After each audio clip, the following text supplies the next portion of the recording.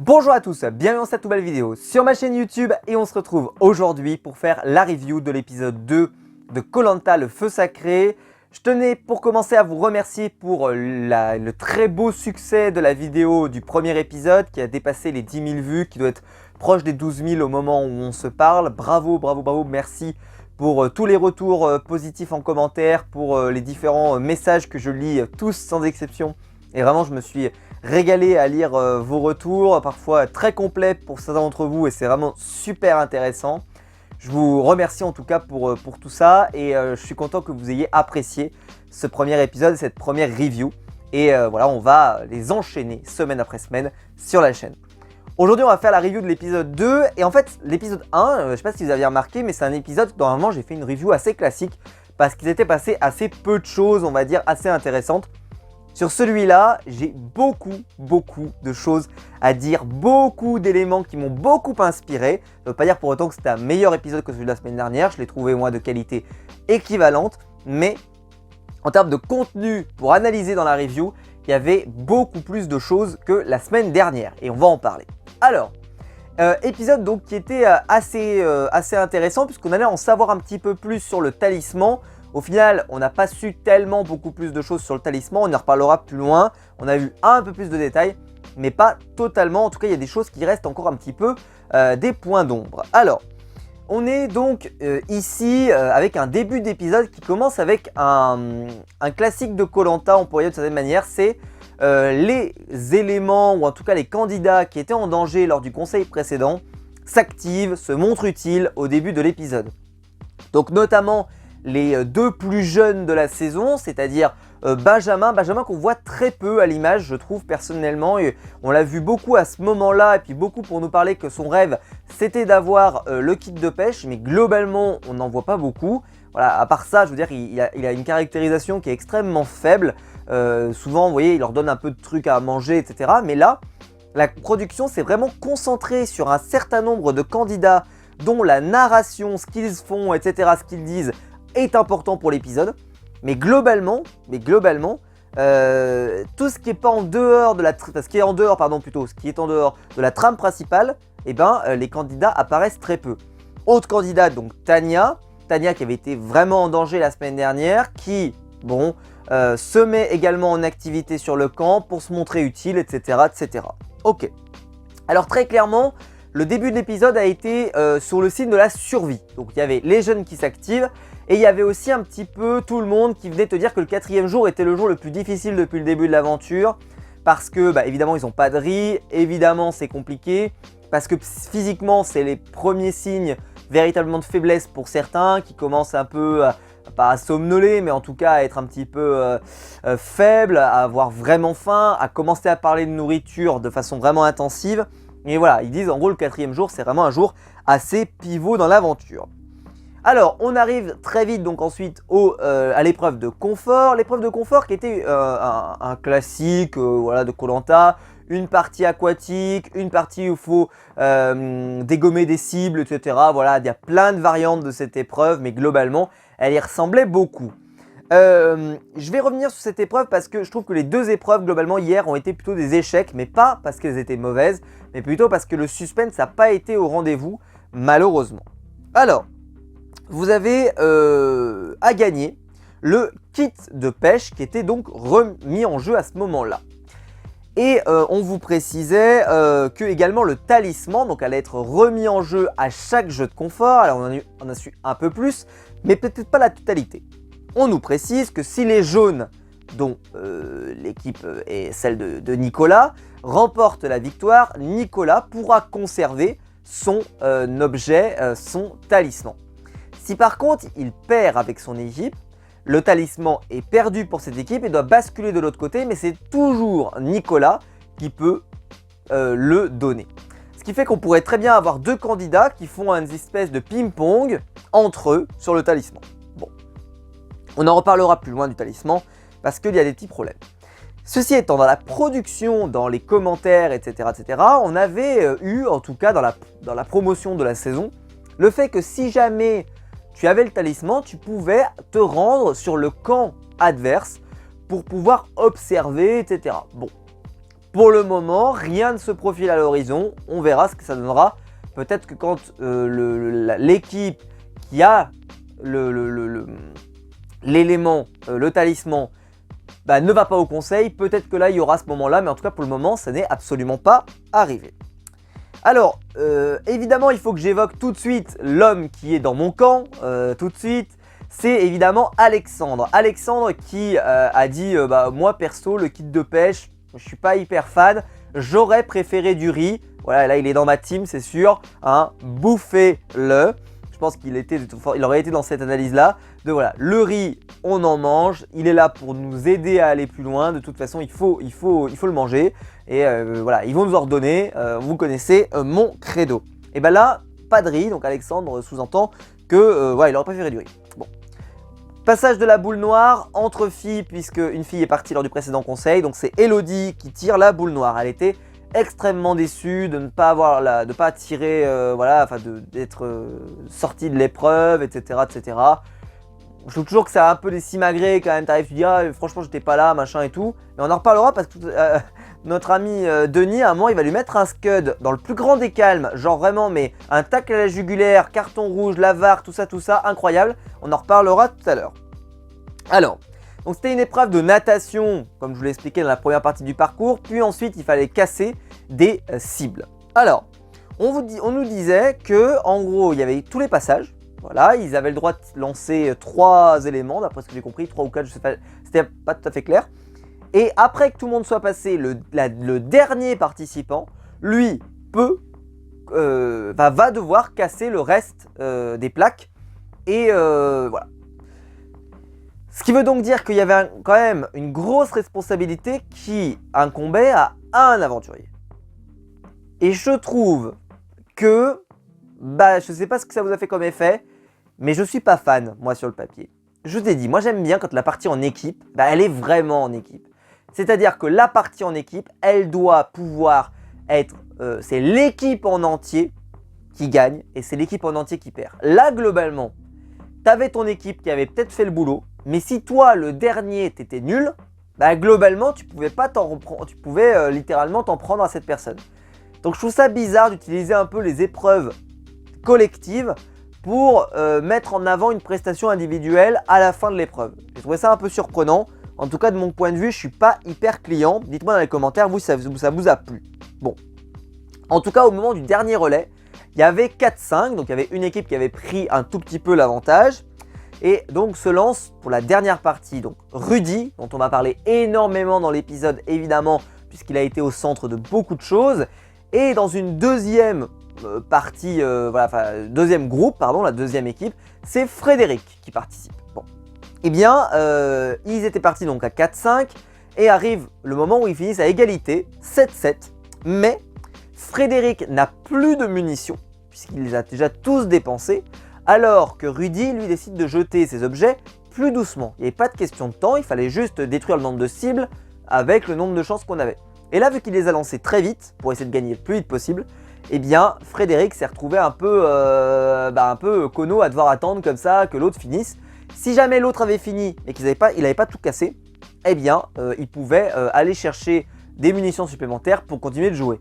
C'est vrai que ça faisait un peu bizarre à l'écran de voir un mec qui attend que l'autre ait fini. Bon, c'est pas génial, mais bon, c'est une règle qui existe depuis longtemps, donc c'est pas forcément étonnant. Et là, donc, on était à égalité et Rudy, grâce à ses munitions supplémentaires, va repasser devant et remporter la victoire. Et donc, les rouges remportent l'épreuve. Et donc, si vous avez suivi, les jaunes perdent le talisman qui devra aller de l'autre côté. Bon. À ce moment-là se lance la pub, je l'ai noté, donc elle est tombée à 21h45, une pub classique, on y reviendra plus loin parce qu'une pub a été particulièrement courte, on en reparlera tout à l'heure. Nicolas, donc Denis va le voir et lui demande qu'est-ce que tu vas faire de ton talisman? Et là, il dit Denis, je l'ai noté, je ne te demanderai jamais pourquoi, enfin on ne demandera jamais pourquoi vous faites ce choix, mais par contre, je vous dis juste, vous le donnez à qui? Point, terminé, il n'y a pas de réaction. Alors certes, il ne demande pas pourquoi. Par contre, Denis demande quand même à la personne qui l'a reçu, qu'est-ce qu'il en pense? Et globalement, la personne qui le reçoit, bah, elle fait plus ou moins les spéculations et en gros, je trouve que... Alors oui, c'est bien, moi je trouve ça très bien, mais limite, si tu vas vraiment au bout de la démarche, tu ne fais pas s'exprimer la personne qui le reçoit et tu fais pas s'exprimer la personne qui le donne. Voilà, juste, il te donne le talisman, au revoir, chacun chez soi et les hippopotames seront bien gardés. Là, je comprends pas tellement pourquoi il fait comme ça. Bon, voilà. Bon, mais bon, c'est parce que Denis peut pas s'empêcher de poser des questions. Bon. Je vous repeins pas sur le kit de pêche, il y en a qui ne l'ont pas, qui sont tristes, blablabla. On s'en fiche un peu. Et donc, décision de notre ami Nicolas, il va se dire, je vais le donner à Rudy. Et pas d'explication. Bon. Rudy va donc s'exprimer, dire, je pense qu'il me l'a donné parce que sur cette épreuve, bah, évidemment, j'ai été celui qui a cassé les éléments et donc j'ai été le plus méritant, le meilleur sur l'épreuve, donc c'est pour ça qu'il me le donne. Donc c'était certainement une sorte de... Et franchement, je pense qu'il n'y a pas vraiment de doute sur le fait qu'il l'a fait pour ça. Hein. C'est-à-dire que là, en haut, ils ont fait une sorte de pseudo-secret, mais qui globalement, vu qu'il l'a fait s'exprimer, bah, je trouvais qu'il n'y avait pas grand intérêt. Mais bon. Et puis là, va se passer une sorte d'ambroglio, c'est-à-dire que les gens vont revenir sur l'île, et puis ils vont aller voir Nico, et Nico, ils vont lui dire, écoute, je sais pas, mais t'es sûr qu'il fallait vraiment le donner à Rudy? Il dit, bah écoute, moi je l'ai fait parce que je pensais que c'était logique, blablabla. Et l'autre lui répond, il dit, ouais, mais tu sais, Rudy, alors là, tu tombais de ta chaise hein, si t'étais pas accroché. Rudy, en fait, il est hyper proche, mais alors hyper proche, des deux petits jeunes que vous essayez de virer, c'est-à-dire, donc je reprends les noms pour être bien sûr, Benjamin et Tania. Ils sont très proches de tous les deux. Et en fait, bah, ça se trouve, il va vouloir les protéger. Et donc, on est en train de se tirer une balle dans le pied. Ah! Et là, y a un peu ce côté de Nicolas qui dit « Ah bah j'avais pas fait attention qu'ils étaient aussi proches ». Alors c'est vrai qu'en un jour, t'as vraiment l'impression qu'en une journée, parce qu'ils ont resté qu'une journée ensemble, hein, et bah alors Rudy et les deux autres, bah alors là ils sont comme cul et chemise, ça y est, incroyable. J'ai été assez surpris de voir qu'il y avait des liens qui étaient aussi forts alors qu'ils sont restés qu'1 jour sur place. Franchement c'est rapide, hein. Après je juge pas, mais quand même, ça m'a semblé rapide. Moi, honnêtement, voilà, bon, je trouvais ça un peu étonnant, mais bon, pourquoi pas. Et donc, quand Rudy revient sur le camp, il explique justement que lui, il va l'utiliser, j'ai noté le mot, tactiquement. Tactiquement, la tactique, oui, messieurs, dames. Alors oui, le mot stratégie sera utilisé en fin d'émission, mais alors, dans cet épisode, le mot stratégie n'est pas beaucoup utilisé, c'est surtout le mot tactique. Voilà, maintenant, le mot stratégie a peut-être été galvaudé, un peu connoté négativement, machin. Et ben maintenant, on va peut-être que ça peut permettre, entre guillemets, que les joueurs se sentent un peu plus libérés de se dire « Moi, je suis un tacticien » et que c'est un peu moins connoté que « Je suis stratège », tu vois, vraiment le côté obscur de la force. Si c'est « Je suis tacticien », ça passe un peu mieux, je suis Pep Guardiola, tout va bien, machin, etc. Je joue en 4-4-2, je trouve un collet d'immunité dans la forêt, etc. Magnifique, mais... moi ça me va, si c'est moins connoté ça me va. Mais c'est vrai que là, ils avaient tous ce mot à la bouche, je fais de la tactique. Je suis un tacticien. Un stratège, non. Un tacticien, oui, bravo, c'est beau. Voilà, on va regarder la définition du dictionnaire, tu vois, je pense qu'à mon avis, on va pas tomber très loin. Enfin bon. Donc, et Nico, voilà, il est un petit peu, il découvre un petit peu là qu'il a fait une bourde, enfin une bourde, voilà, bon, moi j'ai noté, erreur de Nicolas, mais j'ai marqué, il ignorait qu'il y avait des liens entre les trois. Donc c'est une erreur, mais globalement il n'y pouvait rien, quoi. C'est-à-dire que là, si ça lui a pas semblé évident, tout comme à nous d'ailleurs, globalement il peut pas s'en vouloir véritablement. Bon. On va avoir une grosse séquence pêche chez les rouges, assez fun, assez sympa, on les voit lancer le filet, c'est du grand n'importe quoi, on les voit pêcher au harpon, c'est du grand n'importe quoi, etc. etc. C'est des classiques, c'était cool, c'était marrant à voir, les scènes étaient plutôt sympas, voilà, plutôt cool. Voilà, et ensuite donc les jaunes vont se mettre à faire le feu de leur côté pour un peu voilà s'occuper parce qu'eux ils n'ont pas le kit de pêche, ils n'ont pas tout ça, ils n'ont même plus le talisman pour en discuter. Donc ils vont faire le feu et ils vont réussir à faire le feu. Bon. Après avoir réussi à faire le feu, ils vont commencer à essayer de faire cuire des choses qu'ils ont sur le camp et il y a encore un candidat qui va s'empoisonner. Avec le même fruit qui avait empoisonné la saison précédente. Alors quand je dis empoisonné, c'est voilà, mais juste ça pique la bouche, etc., etc. On se souvient des scènes de crachat. Là, il n'y en avait pas eu. Et là, j'ai noté cette phrase qui pour moi restera dans l'histoire de Koh-Lanta comme étant la phrase la plus incroyable que j'ai jamais vue. Docteur Denis Brognard est arrivé. Oui, entre temps, vous voyez, les études, tout ça, il a repris ses études, Denis. Et il est devenu docteur, il a eu un doctorat à l'université de... Je m'en fiche de où c'est, mais globalement ça me fait un papier. Eh bien, Docteur Denis nous précise, le panganus, puisque j'ai noté que c'était un panganus, pique un peu, mais ne brûle pas. Et c'est comme quand vous vous faites vacciner, l'autre il va te dire, ça pique un peu, mais ça brûle pas. Ou alors, il va te mettre un truc un peu pimenté, il va te dire, ça pique un peu, mais ça brûle pas. Ou alors, il va te mettre du rouge, tu sais, sur la plaie, il va te dire, attention, ça pique un peu, mais ça brûle pas. Et ben voilà, Docteur Denis, ce fruit, non, enfin ce truc là, en tout cas qu'ils ont bouffé, parce que je ne sais pas si ça peut être considéré comme un fruit, en tout cas cet élément, ce machin, qu'ils sont en train de manger, voilà, ça pique un peu, mais ça brûle pas. Enfin, je sais pas si c'est rassurant, mais en tout cas, Docteur Denis nous a fait une petite ordonnance et tout, vraiment sympa, bravo, bravo pour son doctorat d'ailleurs, vraiment, félicitations, j'applaudis des deux mains, j'ai ma tablette dans les mains, je peux pas, mais faites-le chez vous, vraiment, n'hésitez pas, il mérite. Bon là après ça discute un peu, pareil, ça fait des petites remarques, machin et tout, bon voilà, assez sympa. Puis là on part à l'épreuve d'immunité. L'épreuve d'immunité c'est l'épreuve phare de koh, l'épreuve du flambeau, elle va démarrer et là, pub.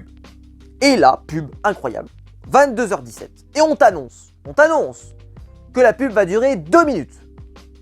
Et ils s'y sont tenus. Alors il y a le loto, tout ça, mais globalement, la pub a duré 2 minutes et l'épisode a repris. Incroyable, incroyable. Alors est-ce qu'ils ont constaté sur les audiences que en fait à la deuxième pub, les gens ils disent j'en peux plus, je suis fatigué, j'en ai marre, etc. Je rentre chez moi et je plie. Peut-être qu'ils en sont rendus compte et j'ai appris que dans l'épisode de The Voice de samedi, il y a également eu une pub très courte de 4 minutes. Mais alors le truc le plus important pour moi dans la pub, c'est pas le fait qu'elle ait duré 2 minutes, c'est le fait que pendant la diffusion de la pub, ils précisent aux gens, attention elle va durer que 2 minutes. Parce que les gens sont tellement habitués que ça dure un quart d'heure, que les mecs, moi je l'ai fait, je l'ai fait moi-même, à une époque je faisais la vaisselle pendant la pub. Je faisais la vaisselle, j'avais le temps de faire toute ma vaisselle, que la pub était toujours pas finie.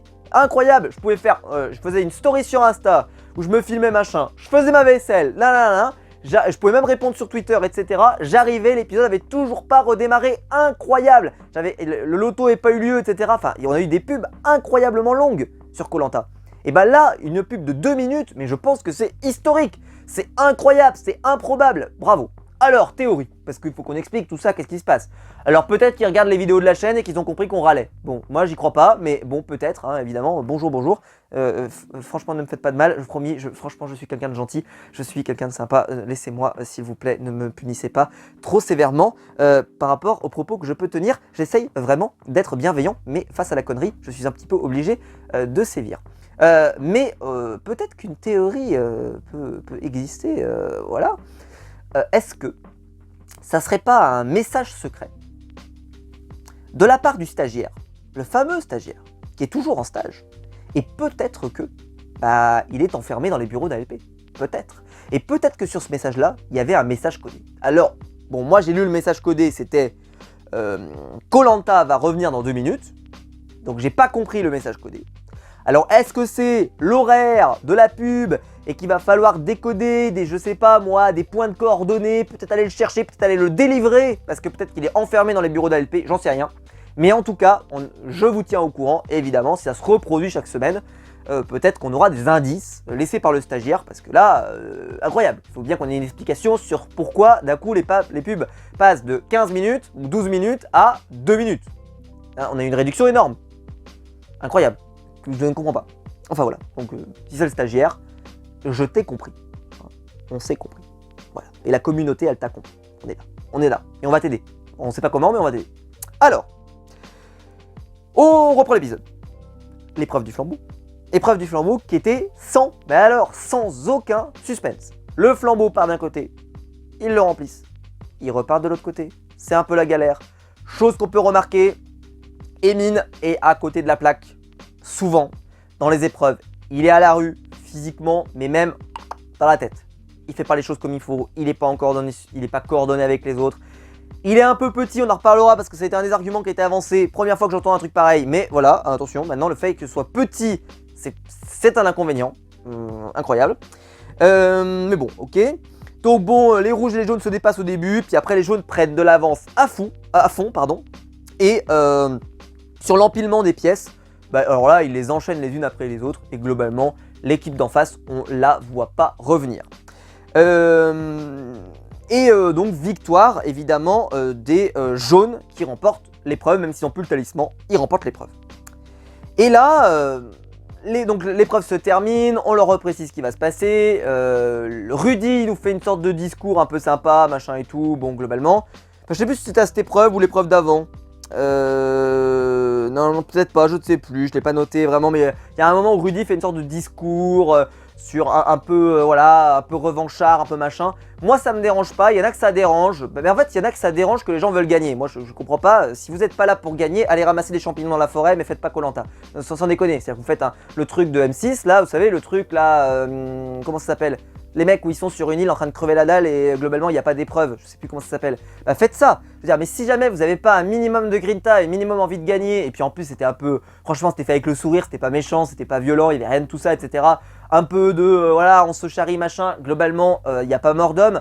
Si franchement vous êtes suffisamment fragile des genoux pour que ça vous impacte, faites pas Koh-Lanta quoi, inscrivez-vous à autre chose comme je vous l'ai dit, inscrivez-vous à un jeu, enfin pas un jeu en fait, un truc d'aventure dans lequel il n'y a pas d'enjeu, il n'y a rien, juste vous crevez la dalle pendant 3 semaines. Moi ça m'intéresse pas, si vous ça vous intéresse n'hésitez pas, mais globalement vous inscrivez pas à Koh-Lanta, Koh-Lanta ça reste un jeu, et un jeu dans lequel on a envie de gagner, enfin normalement, si on s'inscrit, alors attention, il y a des gens qui s'inscrivent pour d'autres raisons, qui s'inscrivent parce qu'ils veulent faire leurs enfants, machin, etc.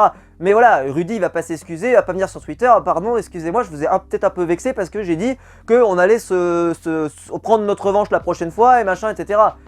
Ça va, franchement, si vous êtes fragile à ce point-là, c'est terrible quand même, hein. Quelle époque, quelle époque. Enfin bref. Là, on arrive à la fin de cette première partie qui était donc les épreuves pas terribles, mais globalement, les candidats sont assez intéressants, notamment Rudy qu'on a vu beaucoup. Et là va arriver un peu cette période de conclusion avec plein de stratégies. Et on va en parler. Avant de parler de stratégie, je voulais juste revenir sur quelques éléments qui vont nous donner un peu de contexte. Alors, avant le début de l'épreuve, Elodie a tiré la boule noire. Et quand elle tire elle a retiré la boule noire, si vous avez suivi, d'accord? Et là, Denis, dans le plus grand des calmes, vient, mais alors là, comme je vous l'ai dit, intervention de l'avare, moi je dis qu'il y a carton rouge direct, puisque Denis a quand même dit un truc incroyable à Elodie, alors qu'en plus elle l'avait déjà mal vécu de ne pas y être. Elodie, vous n'avez pas fait l'épreuve d'hier, et ils ont gagné quand même. Alors, je traduis le Denis Brognard. Ah, ça c'est, franchement sur mon CV je vais le mettre. Je traduis le Denis Brognard. Attention les enfants, c'est fait par un professionnel, ne reproduisez pas ça chez vous. Denis, vous ne servez à rien puisque l'équipe gagne sans vous, donc ne vous plaignez pas, puisqu'il gagne quand même. Elodie, ça pique un peu. Ça pique un peu, mais ça ne brûle pas. Le docteur Denis nous le confirme récemment. Bon, hein, qu'est-ce que c'est que cette histoire? D'où, comme ça, là, dans le plus grand des calmes, il te lance comme ça. De toute façon, ne vous inquiétez pas, il gagne sans vous. Ouais, enfin, peut-être t'es limite à dire, oui, je suis pas sûr que ça soit un compliment, Denis, quand même. Comme ça, là, ça sent comme un compliment, mais tu vois, il y a un arrière-goût dans la gorge qui fait, ah, ça rappe un peu. Ça rappait, voilà, ça rappe. Bah, ça rappe. Pour rapper, ça rappe. Enfin, bon, donc voilà, tout le monde est reparti. Et puis là, retour sur le camp. Bon. Les jaunes ont gagné, bonne ambiance, machin, tu te dis ça va être cool. Et là, eh ben pas du tout bonne ambiance. Quentin, qu'on n'avait pas beaucoup vu jusqu'à maintenant, qu'on voyait un peu de temps en temps, etc. Mais globalement, il était pas super intéressant. Et là, il arrive et Quentin, alors là, il a ouvert le code civil de Koh-Lanta. Je savais même pas qu'il y en avait un, je l'ai découvert ici, mais alors là, incroyable. Et hier, j'étais dans le live de Space Babies avec Mathéo, qui a confirmé certains propos, donc je vais pouvoir m'appuyer sur ses dires. Et voilà, déjà, n'hésitez pas à aller voir les lives sur la chaîne de Space Babies TV, dans lequel j'ai la chance d'intervenir avec des propos incroyables, etc. etc. Et bref, donc bien sûr, avec tous les autres. Et c'est un plaisir d'échanger avec vous tous les soirs, enfin tous les mardis soirs, tous les mardis soirs, en live jusqu'au bout de la nuit. Ce qui fait que les nuits sont très courtes. Et pourtant, je suis plein d'énergie aujourd'hui. Incroyable. Mais bon, je reprends. Et là, donc, il nous dit, Quentin, en vrai, Tania, pendant l'épreuve, il y a eu un moment en fait où on est allé féliciter l'équipe d'en face et Tania a dit à Rudy qu'elle était en danger pour que il lui fourgue le talisman. Et donc Mathéo l'a confirmé, il est interdit, en tout cas la production précise bien au candidat, qu'il est interdit de parler entre eux hors des épreuves, etc. Enfin en gros, on n'a pas le droit de parler entre équipes. Il faut que personne ne sache quoi que ce soit sur l'équipe d'en face. Bon. Là, j'ai envie de dire, Tania, elle a profité certes, bon, c'est pas bien, elle-même s'excusera plus tard après, mais elle a profité d'un vide. C'est-à-dire qu'il y a un moment, tout le monde est rassemblé, ils sont tous là, ils se félicitent, donc je suppose qu'ils s'expriment au moins juste bravo, machin, ou je sais pas quoi, enfin en tout cas respect, on se verra la prochaine fois, machin. Et là, Tania, elle glisse, bravo, franchement, mais heureusement que j'ai gagné, sinon j'étais en danger. Je pense qu'elle a dû le sortir comme ça, tu vois. Bon, il n'y a pas mort d'homme, entre guillemets, mais c'est vrai que ça a une influence. Ceci étant, moi, je vais pas lui jeter la pierre à Tania. Moi, je trouve qu'elle a... Bah voilà, il y avait une opportunité, elle s'en est servie, est-ce que vraiment c'est grave? Alors on va me dire, oui, mais bon, ça pourrait être de la triche. Ok, c'est de la triche. Alors on reprend la triche, la fameuse triche. Mais là, il n'y a pas mort d'homme quand même. Et là, alors là, ils nous ont fait tout un pataquès, toute une histoire. Mais alors là, ça y est, c'était, mais alors la peste et le choléra. Oh, je connais. D'accord? On connaît. Vous êtes en train de vous inventer un truc, entre guillemets, pour la mettre dans la sauce, entre guillemets, parce que vous voulez la virer. Vous n'avez pas besoin d'en arriver là. Je pense qu'honnêtement, elle n'est pas non plus extraordinaire sur les épreuves. Il y a plein d'autres raisons de la virer.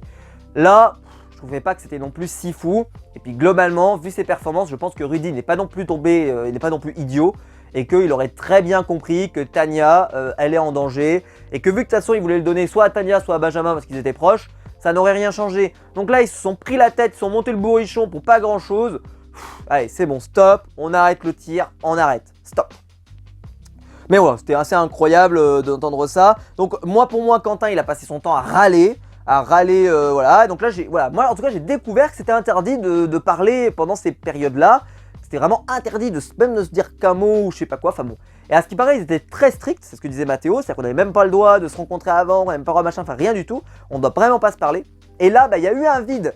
Parce qu'en plus, elle l'a pas fait, tu vois, elle a pas fait de la triche. C'est-à-dire qu'elle l'a pas fait hors cam, entre guillemets, enfin même si on n'a pas, tu vois, l'image cam, mais elle l'a pas fait dans son oreille. Et Jean-Jacques, au fait, je suis en train de me faire éliminer, machin. Non, elle l'a fait comme ça parce que voilà, je pense que c'est même, à mon avis, c'est presque sorti.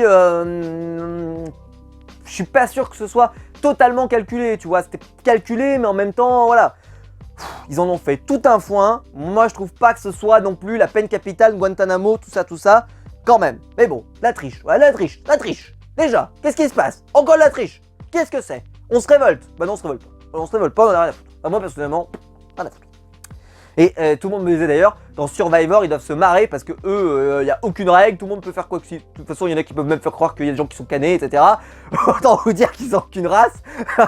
Donc là, les mecs, leur dire, vous n'avez pas le droit de parler, les mecs, ils doivent se dire, qu'est-ce que c'est que cette histoire? Moi, je peux faire croire qu'il y a des gens qui sont décédés, je peux faire croire machin. Au KLM, mais eux, les mecs se disent, attention, t'as dit ça, c'est pas possible. Bon, bref, ils doivent se dire, mais dans quel jeu on est? Incroyable. Bon. Là, bon, bordel, voilà, puis Grace finit par intervenir, un petit peu médiateur, voilà, bonjour, qu'est-ce qui se passe? On va déminer le terrain, bon, voilà, machin, chacun repart dans son coin et les moutons seront bien gardés. Arrive alors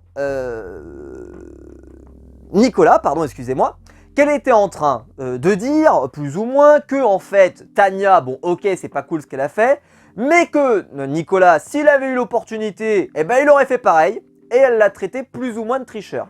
Alors, elle l'a pas traité exactement de tricheur, mais elle a dit en gros, si t'avais pu tricher de la même manière, mais c'est sûr que tu l'aurais fait. Tu l'aurais fait. Et alors là, avec son sûr que tu l'aurais fait, c'est incroyable. C'est-à-dire qu'elle est vraiment arrivée du style, je suis sûr que tu aurais triché de la même manière, un peu tué sans foi ni loi, blablabla.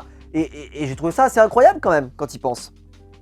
Moi aussi, je l'aurais super mal pris, parce que attention, hein, moi, quand on me traite de stratège, ça me pose aucun problème. Par contre, si tu me dis que je suis prêt à tricher pour arriver à mes fins, moi, je suis pas très fan. Je sais, c'est pas populaire ce que je vais dire parce que je me souviens notamment, par exemple, quand Gabriel, il avait ouvert un sac, par exemple, il y a des gens qui trouvent que c'est une masterclass incroyable, etc., etc. Moi, je suis pas hyper fan, je trouve qu'on n'a pas besoin d'en arriver là pour gagner. Bon, c'est mes goûts, il y en a qui ont aimé, il y en a qui n'ont pas aimé, voilà, je cherche pas à avoir raison. Je vous dis juste que pour moi, on n'a pas besoin de tricher. Voilà, on peut rester dans les règles, il n'y a pas besoin d'en arriver là. Voilà, les règles sont suffisamment riches normalement pour pas avoir de problème. Et globalement, si t'es pas capable de vérifier qu'il y avait un collier juste par ton instinct, eh ben, je suis désolé, mais c'est pas génial. Bon, peu importe, mais bon, c'est comme ça. Qu'il a fonctionné à l'époque, Gabriel. Là, j'ai fait un lien avec une saison qui était quand même il y a quelques années. Mais là, Nicolas, lui, il a même pas encore triché qu'on dit « Toi, attention, t'es une saloperie ». Et c'est vrai que là, c'était vraiment lancé dans le style de t'es vraiment une saloperie. Et donc Nicolas l'a pris super mal et je trouve qu'il a raison. Moi je trouve qu'il a raison parce que quand on te traite de stratège, ok. Quand on te traite par contre de saloperie qui est prêt à faire voilà machin, là je comprends que tu aies un peu envie de remettre l'église au milieu du village, parce que si tu fais traiter de tricheur, ça peut avoir des conséquences importantes sur les votes qui viennent. Alors ensuite, l'épisode va continuer et on va parler beaucoup de stratégie. Alors très bien, moi je suis très content. Mais alors en fait le mot stratégie va être très peu utilisé, on va utiliser le mot phare. Alors là le mot phare, je sais pas si je le mettrai pas dans la miniature à mon avis. La tactique. Alors là on fait de la tactique, ça y est, on fait comme je vous l'ai dit du 4-4-2, formation 4-3-3, etc. Incroyable. Tu vois, je sais pas moi comment il s'appelle là, Christophe Galtier qui est arrivé, Claude Puel ou je ne sais quoi qui arrive, ils te disent il faut jouer comme ça, il faut aller chercher des collets d'immunité, etc. Ça c'est de la tactique, est-ce qui paraît. Ah, incroyable. Non, la stratégie, vous savez, c'est un mot qui était sympa, hein, mais bon, eux ils aiment la tactique, donc la tactique. Donc moi je me prête, voilà, on utilise la syntaxe appropriée, ils font de la tactique. Si vous voyez la différence, dites-moi, hein, parce que moi personnellement j'appelle ça de la stratégie, mais c'est de la tactique. Voilà, la tactique. C'est beau la tactique, c'est beau. Alors, on va résumer un peu les positions de chacun. Déjà, je vais dire un truc, c'est que cette partie-là, hier dans le live, il y avait un peu ce côté de à la fin, c'est décevant. Alors c'est vrai. Et moi, je fais partie des gens, je sais, c'est comme ça, qui estiment que le parcours est plus important que la finalité. C'est-à-dire que le fait que l'épisode soit très bon, mais que la conclusion, c'est vrai qu'elle soit un peu décevante, oui, ça peut affecter. Mais globalement, si tout ce qu'on a fait jusqu'à là était super intéressant, que les discussions étaient intéressantes, les stratégies étaient intéressantes, globalement, c'est au top. Et moi, j'étais trop content. Parce que c'était super intéressant ce moment de stratégie. Mais super intéressant. Alors on va commencer, je vais prendre les positions de chacun. Parce qu'en fait, on a eu ce qu'on appelle des contre-cums, des contre-propositions pour chacune des possibilités. Alors déjà, on commence. Premier point, si vous avez suivi ce que je vous ai dit tout à l'heure, celui qui est en danger, c'est Emin. Pour plein de raisons, mais la raison principale, c'est que Emin n'est pas bon sur les épreuves. Ok. Autre argument incroyable et improbable. Alors celui-là, je ne sais pas, je me souviens pas, par exemple, que dans les saisons où Christina, par exemple, avait gagné, que sa petite taille était un problème ou je ne sais quoi. C'est une première. Alors dites-moi dans les commentaires si vous vous souvenez d'une saison de Koh-Lanta où on te dit tu es petit, c'est un problème, ou tu es petite, c'est un problème. Alors celle-là, je ne comprends pas. J'ai beau essayer de comprendre, le fait que tu sois petit, c'est un problème. Alors là, c'était pour porter le machin, mais j'ai envie de dire, t'as des bras, globalement. Quel est ton problème? Pourquoi tu pourrais pas? Enfin, je comprends pas pourquoi c'est un problème. Si vous avez une explication, j'ai pas compris en plus l'argumentation d'eux, ils sont petits. Alors là, peut-être que pour cette épreuve, c'était problématique, mais globalement, dans l'ensemble, je sais pas, je comprenais pas. Bon, bref. Alors, donc, Emin donc, est vraiment en danger, et voilà. Alors, Emin se sent en danger, donc il va devoir aller chercher un objet enfin un collier, en tout cas il espère trouver un collier dans la forêt, on en reparlera après. Elodie, elle, proposition. Elle dit, attention, elle prononce le fameux mot magique, je pense voter au mérite. Ouais. Et là elle te dit, je pense voter au mérite, mais alors là vous allez me dire, tu vas râler. Mais attention, le mérite c'est incroyable. Elle te dit que en votant au mérite, hein, c'est-à-dire avec une grille, tu vois, une grille du mérite, tu vois, clac, elle arrive à une conclusion improbable, c'est Elena qu'il faut éliminer et pas Emin. Emin qui n'a pas mis un pied devant l'autre dans l'épreuve, hein. Et au mérite, c'est-à-dire que c'est pas le même mérite que d'habitude. Parce que d'habitude, c'est en gros, t'as cartonné sur les épreuves, même si globalement, machin, etc.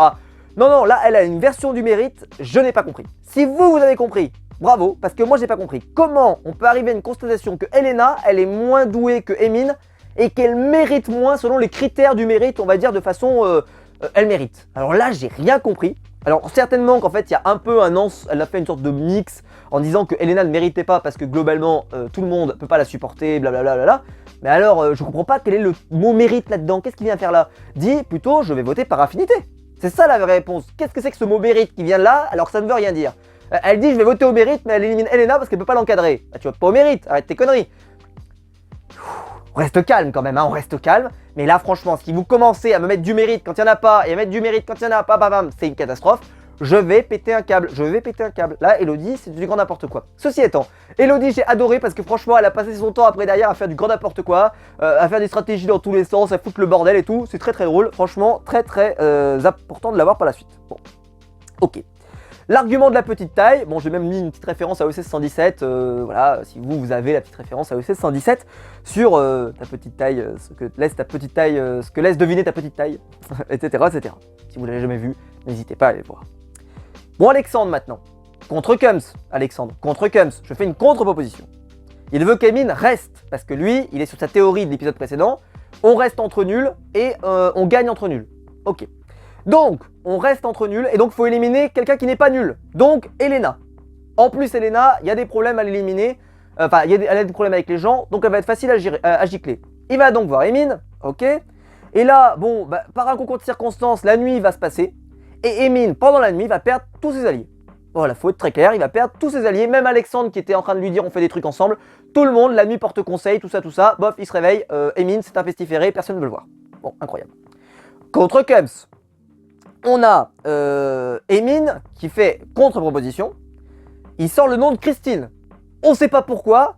Et là, lui-même réenchérit incroyablement en disant « Je voulais aussi leur dire qu'elle est petite et que c'est un problème qu'elle soit petite, mais vu que je suis moi-même petit, je peux pas le sortir. » Argument improbable, discussion improbable. Moi, j'étais mort de rire. Je disais « Mais qu'est-ce que c'est que cette histoire? Qu'est-ce que c'est que cette histoire de taille là? Qu'est-ce que c'est que ce problème ?» Donc, Emin revient avec une proposition. Alexandre, il écoute ça, il comprend pas grand-chose à ce qu'on lui propose. Qu'est-ce que c'est? Pourquoi Christine? Pourquoi? Comment? J'ai l'impression qu'il est perdu. Tu sais, lui, il est bien la strat. À mon avis, il a fait « Mais d'où ce prénom sort ?» En plus, bon, Emin, globalement, il essaie de justifier ça. Un peu qu'en gros, elle est en train de monter la tête des filles, et que c'est la chef des filles, et qu'il faut la virer, etc. Alors là, tu sens qu'il a perdu tout le monde. Donc, il va aller chercher dans la forêt. Il trouve pas un collier d'immunité, mais il trouve un double vote, et qui va pas être suffisant, puisqu'on va le voir dans le conseil. Malheureusement, il va y avoir un plébiscite contre lui. Bon, il est content de l'avoir trouvé quand même, etc. Bon, voilà, il y a pas, là c'est la catastrophe. Emin, on va pas se mentir, plus ça avançait, moins c'était nébuleux. Mais ce qui était bien, c'est qu'on a eu plein de pistes. Et moi, c'est ce que j'ai aimé, c'est-à-dire que j'ai aimé avoir des gens qui font des contre-propositions, etc. Je pense que c'est l'intention que j'ai aimé. Voilà, plus que le résultat. Arrive ensuite donc le conseil. Le conseil, je vais vous dire, il n'y a pas grand chose à en retenir. Il n'y a qu'une seule chose à en retenir, c'est que cet épisode a permis de faire sortir que Rudy était un stratège, un tacticien, la tactique. Mais là, attention, ils ont prononcé le mot stratège. Et là, hier, dans le live, sur la chaîne Space Babies, j'étais pas d'accord, moi. J'étais pas d'accord, mais j'ai pas eu le temps d'en parler parce qu'évidemment, la parole, tout ça, on a du mal. Là, je vais dire ce que j'en pense. On m'a dit, oui, Rudy, il s'est déclaré comme stratège. C'est faux, l'image, c'est faux. C'est Alexandre qui pousse Rudy à se déclarer comme stratège. C'est Alexandre qui pousse Rudy à déclarer comme stratège.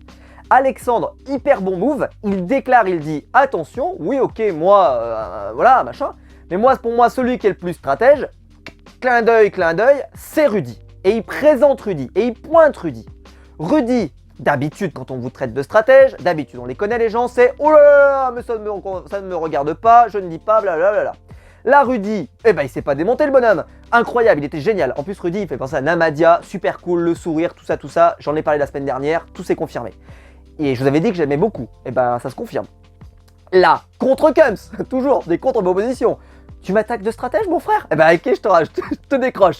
Ouais, moi c'est vrai que je suis stratège. Mais honnêtement, je suis un amateur à côté d'Alexandre. Bam, je te renvoie la balle. C'était magnifique à voir. Honnêtement, c'était magnifique à voir. Et donc j'ai noté, je pense qu'il y a 2 coqs dans la basse-cour. Et alors, mauvais signe, parce que souvent, quand il y a 2 coqs dans la basse-cour, il en restera plus qu'un. Et je pense pas qu'ils vont éliminer Rudy, donc Alexandre, ça risque d'être chaud pour sa patte. Voilà, j'espère qu'il va tenir, et qu'après il y aura peut-être une reconfiguration des équipes, et qu'en gros ils se retrouveront pas dans la même basse-cour. Parce que là, ils sont dans la même basse-cour tous les deux, et ça va pas marcher. Là donc arrive le moment du talisman. Déjà j'aime pas du tout, je le reprécise, mais Rudy qui a l'air comme ça là au peloton d'exécution parce qu'il est à part des autres, je trouve qu'en termes de plan, c'est ridicule. Quand à la limite c'est un autre mec de l'autre équipe, je comprends, mais quand il est de ta propre équipe, ça fait vraiment le pestiféré, j'aime pas. Bon. Rudy intervient et là il dit « Je sors le talisman pour moi-même ». Bon. Hier on n'était pas d'accord non plus.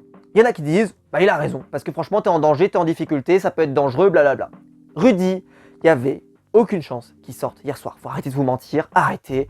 Même gros goût contre circonstances, même machin, même si t'es aveugle à fond, arrêtez vos conneries. Il aurait pas eu 6 votes, 5 votes contre lui, ça n'est pas possible. Non, arrêtez. Le fait qu'il le joue, je comprends. Mais pour moi, il aurait pas dû le jouer pour lui.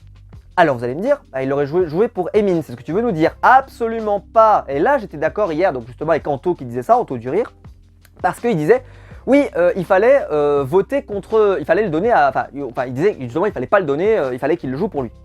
Et moi, je suis d'accord, il faut pas le donner à Emin. Pourquoi? Parce que Emin, si vous regardez, il a été éliminé à l'unanimité.